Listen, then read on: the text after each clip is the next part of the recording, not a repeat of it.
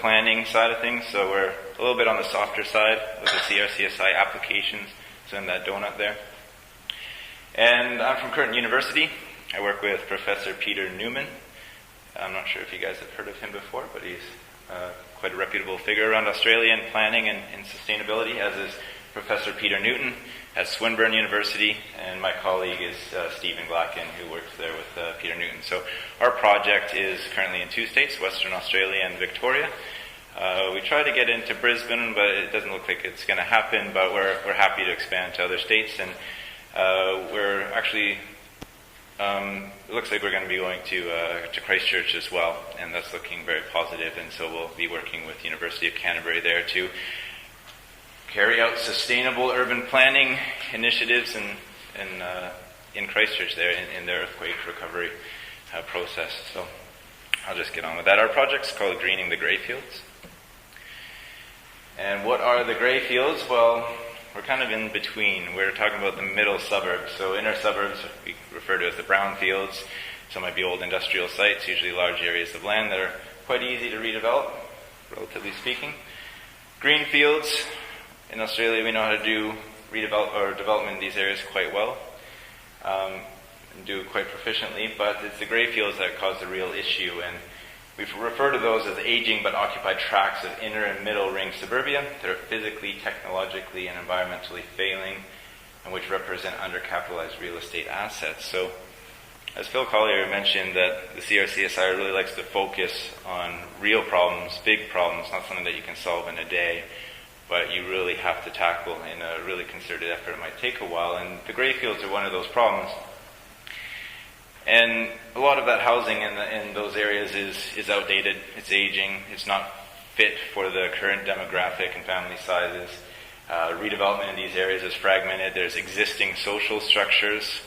It's private, majority privately owned, very small parcels, so it's really hard to do any redevelopment on a real scale there. But it's important that we start thinking about how do we do redevelopment in these areas, and that's what I'll be talking about. So we're not talking about areas that are far from the city centre. So here in Western Australia, well, not here in Western Australia, but where I'm from in Western Australia, our case study area and our partner is a local government area called the City of Canning. It's about 10 kilometres from the CBD, so it's not too far out. A lot of older suburbs there, but some newer suburbs as well. And why we're interested in redeveloping in these areas, in addition to all these environmental impacts of growing footprints of cities, we're also looking at changes in household structure, so smaller houses. You can see that up to 2031 there's going to be a large growth in households, but there's actually a shrinking in households with couples with children. Yeah, there's a large growth in lone person households and households with couples without children, so that's going to reflect the type of dwellings people are going to want to live in. There's a lot of hidden costs with development on the fringe. If you start taking into account rolling out all the new roads, the power infrastructure, the water infrastructure, bringing schools out to service those fringe areas, even police services, fire services. If you look at waste removal services, you talk about inactivity related to less walkable environments and no amenities or little or few amenities nearby, the extra driving that occurs. There's a whole suite of issues related to redeveloping on the fringe, and it actually translates into a huge economic cost. So over the lifetime of a development, you might be looking at up to $300 million for 1,000 houses on the fringe. And this is starting to change the thinking in Australia about where redevelopment is happening, and also to the degree of infill that should be happening. So there's various targets across Australia of how much infill should be occurring. So it's roughly around 50%. In Perth, it's not actually 55, it's dropped to 47%. They're kind of rough rules of thumb. They're not really quantified. There's no real solutions of how to go about achieving this level of infill. It's just kind of a desired amount, and it's something to work towards, and it's a little bit iffy. But there are a few approaches. On the far left, there are suggestions for activity centers. So let's redevelop around areas where there's existing infrastructure. and jobs and higher public transport access levels and things like that. So it's good. Transport corridors is a popular convention in Melbourne. So great. So let's go along main arterial routes and redevelop there. Okay. But then what do you do about the remainder of those areas? And that's really where we're focusing, and that's all that in-between stuff. Is just, do you just let whatever might happen just happen? Or do you try to produce a more socially optimal outcome in that process? And that's what we're focused on. So this is a few suburbs here stitched together in Melbourne. Don't ask me where. I didn't produce this map, but it was provided to me by my colleague.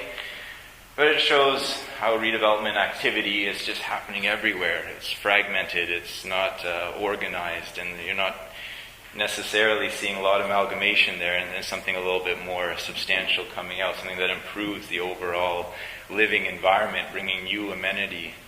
The rings there are 400 and 800 meter buffers around activity centers, so you don't necessarily see a stronger correlation of redevelopment activity near those centers than you do outside of those centers. So, is infill happening? We might argue that it's not really happening. Here in the city of Canning, you can see where redevelopment has been happening. Again, the blue ones are 400 and 800 meter buffers around train station catchments. Small orange circles are 200 meter catchments around local or neighborhood centers. The larger orange circles are 400 meter catchments around larger district centers. And then the long noodle-looking ones are actually activity corridor buffers, 200 meters there. So a lot of redevelopment happening outside of those areas, and that's over the past 5 years in Canning. So again, fragmented redevelopment. So we start thinking about what we can do about that. So our project's broken up into 4 modules.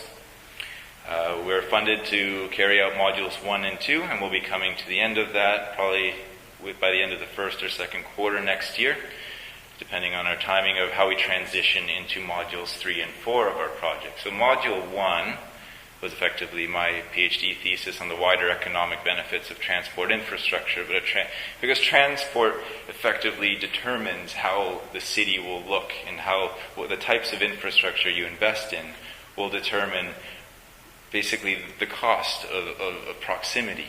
And it'll actually, your cities can actually grow or shrink or become dense or very sprawled because of the types of transport infrastructure you invest in. So the wider economic benefits are what I focus on, and I'll go into that a little bit more later. Module 2 is about where is redevelopment likely to happen and where should it happen. So where can we direct conversations to occur about what we can do about these areas? Because once redevelopment does happen, you're pretty much deferring any alternative development trajectory for another 30 years, because you're not going to go knock down a 2-year-old house because it's inconvenient now.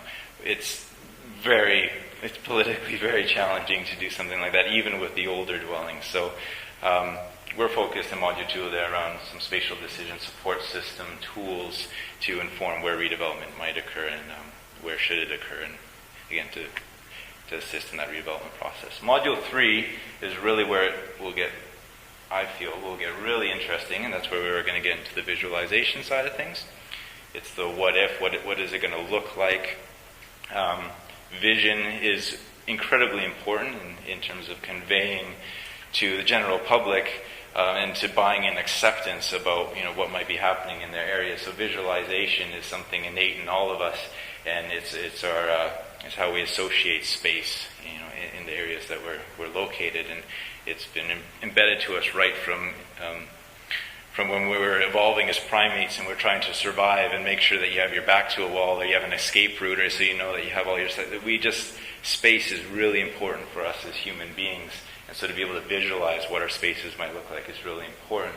And then assessing those spaces, so it's not just a pretty picture, but we can actually say how it's going to perform in that area, what's going to be the energy use, the water use, and what's going to be the likely public transport use, and what's the likely vehicle kilometers traveled, and greenhouse gases associated with this, so we can evaluate redevelopment alternatives. And Module 4 is effectively bringing the community along, so trialing these tools and technologies so we can get community buy-in for these redevelopment plans. And so rather than presenting them with the plan, helping them own it and create it. And so these modules 3 and 4 we hope to start next year. and that will go for approximately 3 years. So Module 1 focused on agglomeration economies, which are essentially the glue that keep people together. It's why people like to meet face-to-face. It's why we have centers and why we're not homogeneously dispersed across the landscape. And did an analysis looking at the productivity gradients associated with density and accessibility of employment across all the sectors in the Australian economy, so that we can then factor these into appraisal of transport infrastructure plans. And we can also start thinking about what are the costs and benefits of different types of urban forms that arise in time. And I'm going to a workshop next week at the Grattan Institute where we'll be talking about this. And I believe the week after there'll be another workshop in Perth, but Infrastructure Australia has a really keen interest in this area, and be working with them to create new frameworks and tools for state governments to be able to evaluate their infrastructure in terms of the wider economic benefits that they generate. And that's going to be really, really important. Module 2, as I mentioned, is to do with that spatial decision support system. I just mentioned our partners here, but we have the Department of Planning and Community Development in Victoria. The City of Manningham is our local government area case study. Department of Sustainability and Environment, in Western Australia, we have the Department of Planning, City of Canning, and Landgate. So a few things we did, we just started analyzing large data sets. We got some data sets from, in the Western Australia case, from Landgate and the Valuer General Office. It'll be from the Department of Sustainability and Environment and a few other organizations in Victoria. But we started looking at what are significant predictors of redevelopment, and we did a number of analyses, and you don't actually find that there's too much. SEIFA, for instance, so it's the socioeconomic index for areas doesn't come out very significant at all in terms of predicting whether or not a redevelopment will occur on a site. With zoning, the number of demolitions that have occurred within the proximity of a property within recent years, the age of the house, distance to the university, actually. So there's a few other things that do come out to be significant. So we can actually start looking at mapping these out and understanding, what areas might be coming up for redevelopment soon. We also just did a number of other analyses, just looking at the data sets, trying to understand what do all these planning-related data sets mean. What do they tell us for redevelopment, so that when we start drawing on these parameters and these variables, that we can actually start saying, okay, well, this is what it means for us. And so we see that the socioeconomic status of an area will actually have some effect on the type of density increase that we get. So you'll see a lot of one-for-one redevelopment in high socioeconomic areas, and also really large-scale redevelopment in high socioeconomic areas. But it's the lower socioeconomic areas that you get the kind of 2 to 4 dwellings replacing the one dwelling, in that kind of a range. That more moderate level that you might expect to be still fitting the fabric of the middle suburb. We also did some hedonic modeling of properties. So we also got massive data sets from the Valuer General Office, and this was just for residential lands, but we'll be going across and doing this for commercial, industrial, retail, manufacturing, just so other types of land uses, just to actually see how is land value affected by certain attributes of that land. And the distinct purpose for this is to actually value, if you do changes to infrastructure around that land, what kind of value uplift are you getting? And then with this value uplift, what kind of mechanisms can you use to capture that value? So in Perth, you have things like the MRIF, the Metropolitan Region Improvement Fund, I believe that's what it stands for. You have stamp duty, you have taxes, you have rates, you have all these mechanisms that pick up land value, and you can actually then reappropriate some of those funds towards financing infrastructure to begin with in the first place. And this is a huge area of interest, especially now we're doing some projects in New South Wales, in Victoria around this, and in Western Australia as well. So this will be of interest to create future tools that we can make available online. So Module 2, this Shared Urban Spatial Information Platform, we're calling it Envision now, and we have the Australian Urban Research Infrastructure Network, ORIN. They've agreed to provide us with the programming expertise, a programmer to actually make these tools available via the web, make them more robust than they currently are, and I'll explain why in a second. And they'll also be creating data hubs as well, so that they can actually access these through like certain web services like Slip and Lanky. But we created these tools in open source. I'm not a programmer. I'm more of an economist, but learned to do some programming so we could give some form to these ideas, and we can demonstrate them and get some understanding, get some feedback, and then that's why we have Oren stepping in to help us actually develop these via the web. So forgive me, the stuff looks a little bit crude and maybe elementary, but I think it's still pretty effective. So the first tool that we have is a multi-criteria evaluation tool. So you can pick your types of property attributes, your demographic attributes, and your location type attributes that you're interested in from a strategic perspective. You might want to redevelop in different areas for the age as you would for low-income families with children or for student housing. So these allow you to test different scenarios. All the variables that you see there are converted to a 0 to 1 scale, so you can compare apples and oranges effectively. You're not comparing square meters with kilometers with dollar values and things like that. So you can run some assessments, and you can get a type of thematic base map where areas of green might be more strategically important for redevelopment according to whatever parameters and weightings you associated to those parameters. So that's basically the first tool we have in the tool set. And we have a market redevelopment tool, which looks at those statistically significant parameters to do with redevelopment. The redevelopment potential index you see there at the top is a ratio of land value to house plus land. And as that indicator approaches 1, you're basically saying that the capital improvement to the land has virtually no value, and thus it might be coming up for redevelopment relatively soon. About things like age, the relative density of a plot. So if it's actually you're not actually occupying much of that land. Zoning, recent nearby demolitions, and you can subtract some other things. So you can end up getting queries that will produce, here's a map of the redevelopment potential index in Melbourne. But you can actually start kind of drilling down into your data sets, and you can start seeing, well, what are the areas that are most likely to be redeveloping soon in a kind of critical mass, and where can we maybe start looking at amalgamating blocks? The Department of Housing is really interested in this as well, because they'll be looking to see where are these properties in respect to the properties that they own, and might they be able to buy out some extra ones to create some higher density development. And it's not just about increasing density, but it's also about offering trade-offs. And do you want some more parks in the area? Or do you want some shops or a cafe down there? Are there other things that you can help design your neighborhood? And it might even be decentralized energy type systems. We have a rezoning tool in there because we prepared a local housing strategy for the city of Canning that was a little bit more quantified, a little bit more robust than the average local housing strategy that you see come out in Western Australia.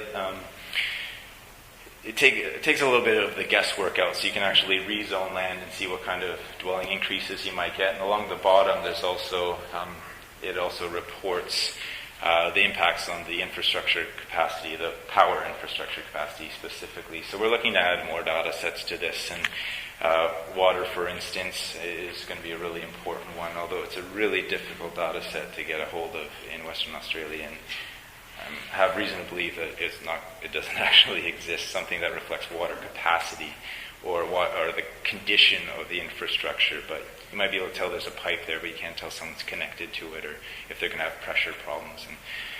But all these conversations we're having with these industries along the way is definitely starting to prompt them to think, okay, well, if these are really important, then how can we make them more available?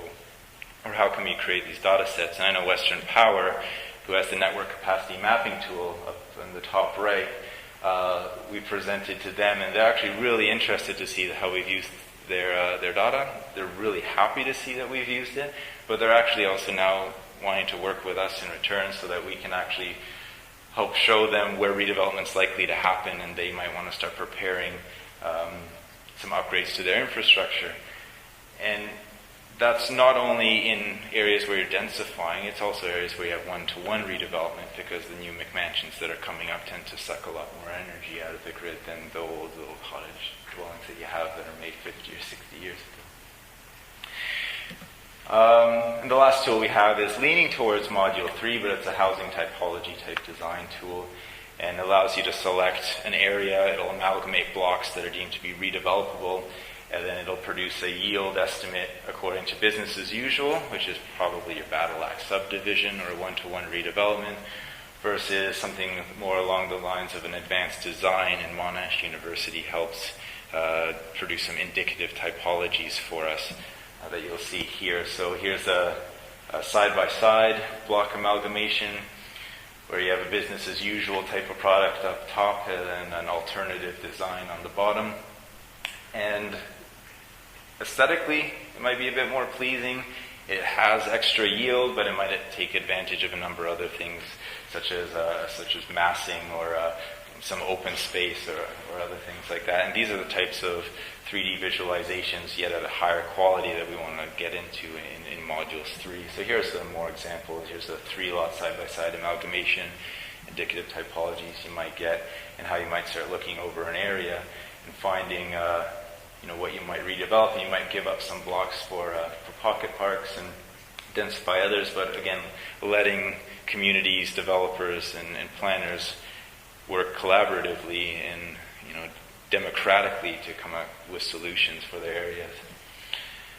So I hinted at this, but Module 3, we're technology agnostic at the moment, but we are actively looking for solutions to the space of 3D GIS. We would like to create some software where you have identified your redevelopment site, you basically remove whatever's there, and then you can start playing with different typologies for what might occur there, but not have them be just simple, just a simple library of 3D models, but have some BIM kind of capabilities associated with this and interactions with the local infrastructure and things, so you can actually get reports on how this new redevelopment might occur or how it might perform in an area. We'll be working with Mark Billinghurst out of the University of Canterbury, and his poster is out there next to our projects one, and his is focused on augmented reality technologies. So then how can people visualize this in situ in the street using their iPhones or iPads or other smart devices. And the assessment side of things, this is an output from a company called Kinesis, if anyone has heard of it, but it basically evaluates a future precinct scale redevelopment plan and benchmarks it against business as usual. So how will that redevelopment perform? And these are the types of metrics we hope to create in these assessment tools. And then Module 4 will involve that community engagement. And that's actually pretty much just the end of the presentation. So again, please feel free to have a conversation with me outside. Things are really evolving. We're identifying a demand for more and more types of urban planning tools. And currently on our team, we don't have a dedicated programmer, but that's where we'll be going in the new year with the support of Oren, and then in Modules 3 as well. So hopefully we'll start being able to create more demonstrators with these concepts. I also have that software that I was showing screenshots of on my laptop. So if anyone actually wanted to see how that works, I'll be happy to do some walkthroughs through that as well. I'll leave it at that.